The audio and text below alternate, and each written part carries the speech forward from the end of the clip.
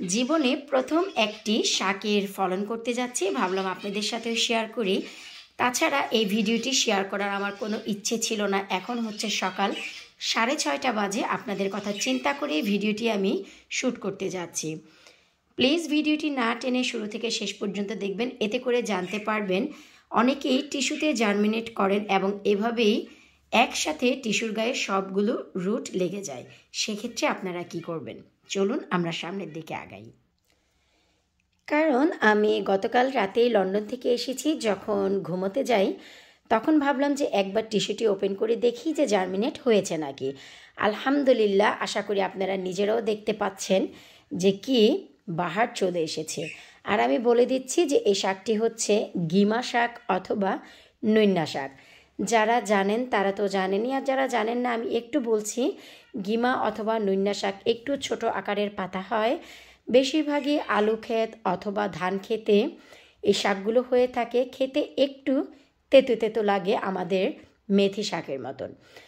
তো আমি যে ভিডিওটি করতে যাচ্ছি এই সকাল 6:30টায়, আমি চাচ্ছিলাম না যে করি, আর আমরা 9:30টায় আমাদের একটি প্রোগ্রাম আছে, সেখানে যাব। তো ভাবলাম আমি সেখান থেকে এসে ভিডিও করলেও আবার রাত হয়ে যাবে। এই জন্য আমি 6:30 শাওয়ার শেষ করেছি, গোসল করেই ভাবলাম ভিডিওটি আপনাদের সাথে আমি শেয়ার করি। তো এখন আপনারা যে কাজ করবেন, অনেকেই দেখা যায় টিস্যুতে কোনো বীজ জার্মিনেট করতে দিলে এভাবেই হট্টগোল হয়ে যায়। তখন এখান থেকে আমরা একটি একটি করে শাক তোলার চেষ্টা করি, সেটা আপনারা কখনোই করবেন না। এই যে দেখুন, আমি এক পট মাটি নিয়েছি, বড়সড় একটি পট।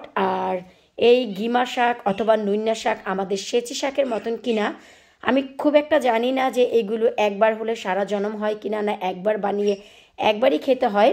এই জন্য আমি বাহিরে না দিয়ে সরাসরি একটি পটে দিচ্ছি। যদি জানি যে এগুলো হচ্ছে রিনিউয়েল, তাহলে আমি সেক্ষেত্রে এখান থেকে ট্রান্সফার করে অন্য পটে দিব বা মেন মাটিতে দিব। আগে এগুলোকে বাঁচিয়ে রাখি। এই যে দেখুন, আমি পটের উপর সরাসরি টিস্যুটি বসিয়ে দিয়েছি। এখন আমি যে কাজটি করব আপনারা একটু লক্ষ্য করবেন।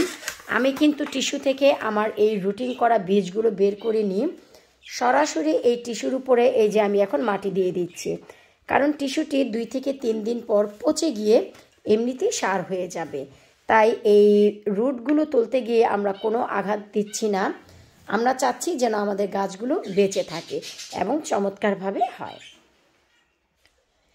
এই যে দেখুন, টিস্যু সহই আমি উপরের দিকে কিন্তু মাটিগুলো দিয়ে দিয়েছি।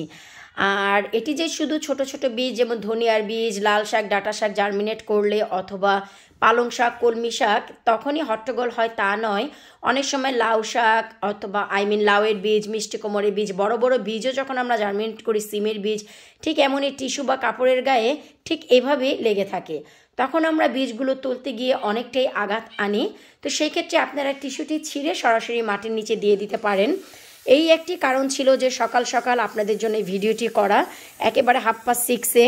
কারণ হচ্ছে আমরা 9:30টার দিকে একটি পার্টিতে যাব, যে কারণে ভাবলাম যে না, এখন যদি ভিডিওটি আমি না করি, হয়তোবা আমি পার্টি থেকে এসে ভিডিওটি নিজে নিজে করে ফেলতাম অথবা ভিডিও না করে মাটির নিচে দিয়ে দিতাম। কিন্তু এই যে আইডিয়াটি আমি চাচ্ছিলাম আপনাদের সাথে একটু শেয়ার করি, কারণ আমি সে কাজগুলোই করি যে কাজগুলোতে আমারও উপকার হয় এবং আপনাদেরও উপকার হয়। নতুন কিছু জানার হলে অবশ্যই চেষ্টা করি আপনাদের জানানোর। এই যে এভাবে করে কিছুটা পানির শাওয়ার আমি দিয়ে দিয়েছি, এর থেকে আর বেশি দরকার নেই। ভিডিওটি আমি আর বেশি বড় করছি না, আপনাদের এই ছোট্ট একটি ভিডিও শেয়ার করলাম। আশা রাখছি এই ভিডিওতে আপনাদের কিছুটা হলে উপকার হবে। যারা এই আইডিয়াটি একেবারেই নতুন, জানতেন না কখনো, ভিডিওর নিচে কমেন্ট করবেন যে কারা কারা এই ভিডিওটি দেখে উপকৃত হয়েছেন। বিদায় নিচ্ছি আজকের মতো। আল্লাহ হাফেজ। না করেও অনেক বড় বড় পট আবারও সেই ঘরেই চলে আসছে, এটাও আমি ঘরেই রাখবো।